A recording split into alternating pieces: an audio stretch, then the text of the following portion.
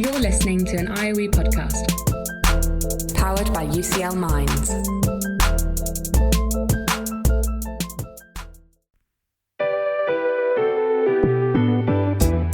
This is Research for the Real World. Conversations with researchers about the paths they've taken to shape our everyday lives.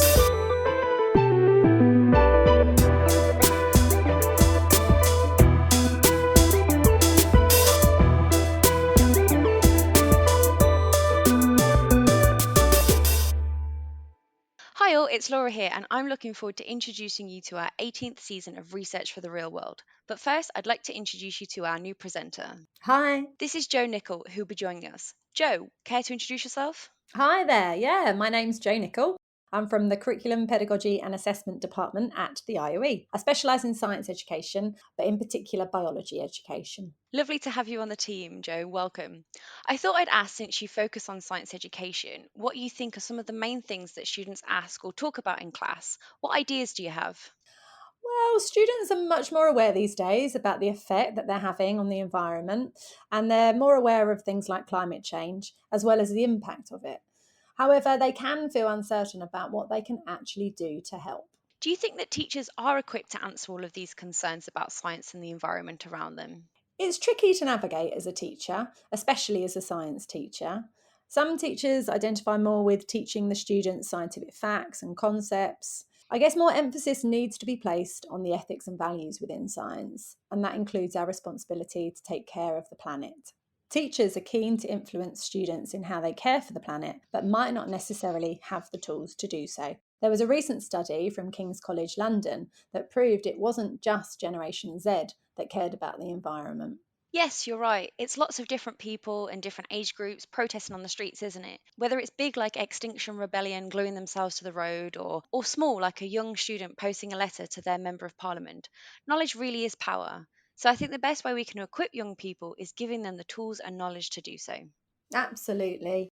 In April 2022, a new centre at the IOE opened up called Centre for Climate Change and Sustainability Education, and we'll be talking to some of those who are involved in it.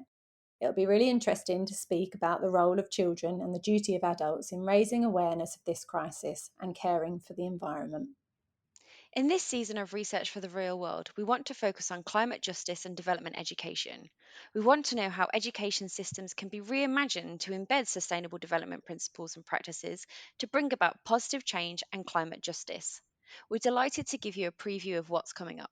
I spoke to Professor Doug Bourn about his beliefs in addressing learning within real-world scenarios and equipping learners with skills and knowledge to make an active contribution to society through being active global citizens.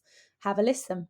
As educators, whatever field of education we're working in, we have to promote our positivity in what we do. If we're giving off negative vibes, we're not going to be successful at what we're doing. So we have to be positive. We have to promote a sense of enthusing learners, capture their imaginations, and to encourage them to believe that they can make a difference and make the world a better place. And so to me, it's therefore important as the educator to come with that mindset. Therefore, when you're faced with challenges that we have around us, whether it's the climate crisis, whether it's COVID, whether it's the current economic crisis or the war in Ukraine, there is a sense that you have still go through that and create a sense of positivity that you can contribute to that. And I spoke to Dr. Stuart Tannock about his passions, including his new book, Educating for Radical Social Transformation in the Climate Crisis.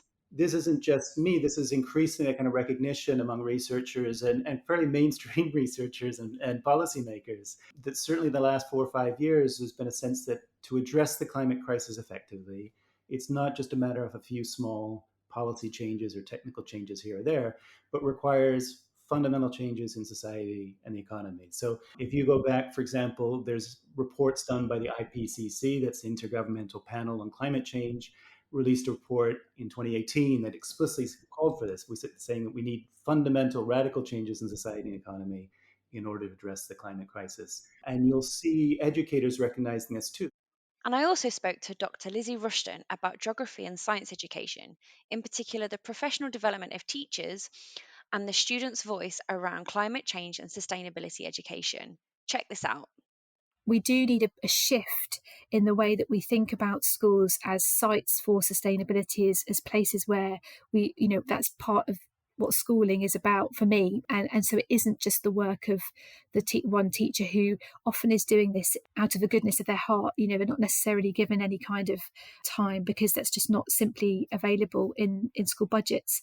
And the policy strategy that was published earlier in 2022 does give some encouragement around having school sustainability leads. And I think that's fantastic to have that clear framework and recognition for those teachers, but they need to be funded and supported to really do that role effectively. It can't just be another aspect of their role that they take on because that, without being flippant, is unsustainable. So get ready for season 18 of Research for the Real World. Search IOE Podcast to make sure you can get the latest episodes as soon as they're available. Research for the Real World is produced by IOE Marketing and Communications and IOE Research Development. The theme music was created by Rob Cochran. Tatiana Sotero Diaz is the series advisor, Amy Leibowitz is the series producer, and Jason Ilagan is the executive producer of the IOE podcast.